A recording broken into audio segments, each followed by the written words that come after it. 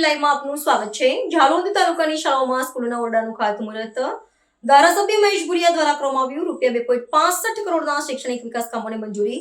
17 નવા વર્ગખંડો માટે ₹2.21 કરોડનું કરાયું ખાતમુહૂર્ત।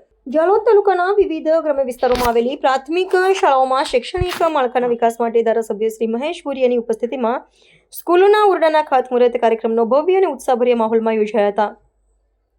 દરેક શાળાઓમાં ધારાસભ્યનું ઢોલકુંડી કુમકુમ ચાંદલા સાથે પરંપરાગત રીતે ભવ્ય સ્વાગત કરવામાં આવ્યું હતું।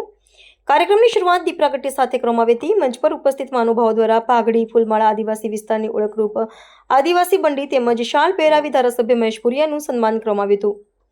દરેક શાળાઓમાં પ્રાર્થના ગીત તથા સ્વાગત ગીત રજૂ કરી બાલિકાઓએ ધારાસભ્યનું ઉષ્માભર્યું સ્વાગત કર્યું હતું।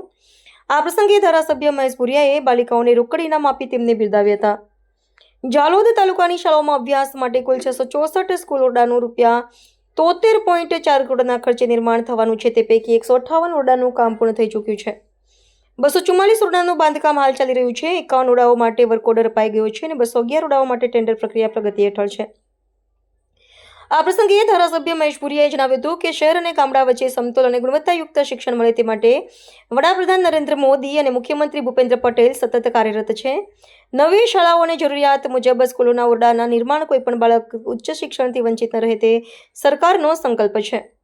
21મી સદી શિક્ષણ અને વિકાસની સદી છે। આદિવાસી વિસ્તારોના બાળકો ભણીને ઉચ્ચ અધિકારી બને અને દેશ સમાજના વિકાસમાં સહભાગી બને તે માટે સરકાર સતત પ્રયત્નશીલ છે, તેમ ધારાસભ્યએ ઉમેર્યું હતું।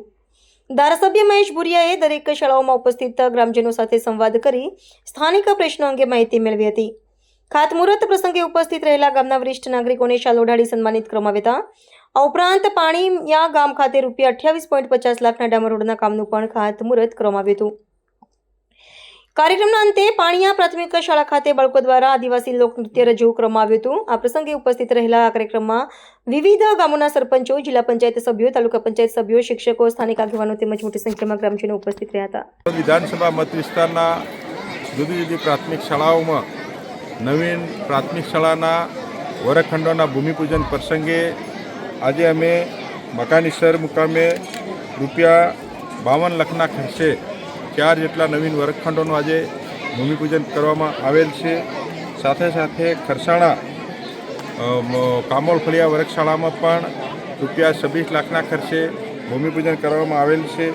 જાફરપુરા વર્ગ પ્રાથમિક શાળામાં ₹1.9 લાખના ખર્ચે 8 જેટલા વર્ગખંડો, મધ્યાહન ભોજનનો શેડ, એટેચ ટોયલેટ, બાથરૂમ અને શાળાનું નવીનીકરણ માટે ₹1.9 લાખ આપવામાં આવેલ છે।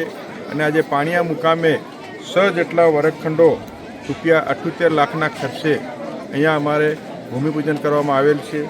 આમ પૂરા દિવસ દરમિયાન ₹2.65 લાખના ખર્ચે આજે જુદી જુદી શાળાઓમાં રાજ્ય સરકાર અને ભારત સરકારના લોકપ્રિય પ્રધાનમંત્રી નરેન્દ્રભાઈ મોદી સાહેબ અને ગુજરાતના અમારા યશસ્વી મુખ્યમંત્રી ભૂપેન્દ્રભાઈ પટેલ સાહેબના વડપણ હેઠળ, રાહબળ હેઠળ અને એમની પ્રેરણાથી આ વિસ્તારના ધારાસભ્ય તરીકે અમારા વરદ હસ્તે આજે ભૂમિપૂજન કરવામાં આવેલ છે।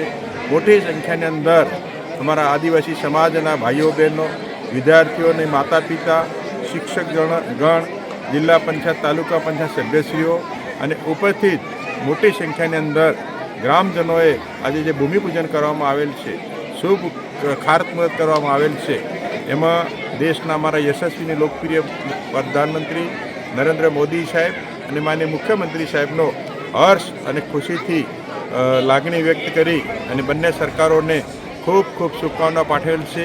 અને વર્ષોથી જે અમારા વર્ગખંડોની ઘટ હતી એ ઘટ પૂર્ણ થઈ અને અમારા વિદ્યાર્થી બંધુ ભાઈ બહેનોને આજે સુખાકારી માટે આ વિસ્તારના ધારાસભ્ય તરીકે અમે સાથે મળી અને નવીન કામનું ભૂમિપૂજન કરેલ છે। સૌએ હર્ષ અને ખુશીની લાગણી વ્યક્ત કરેલ છે। Thank you. ભારત માતા કી જય।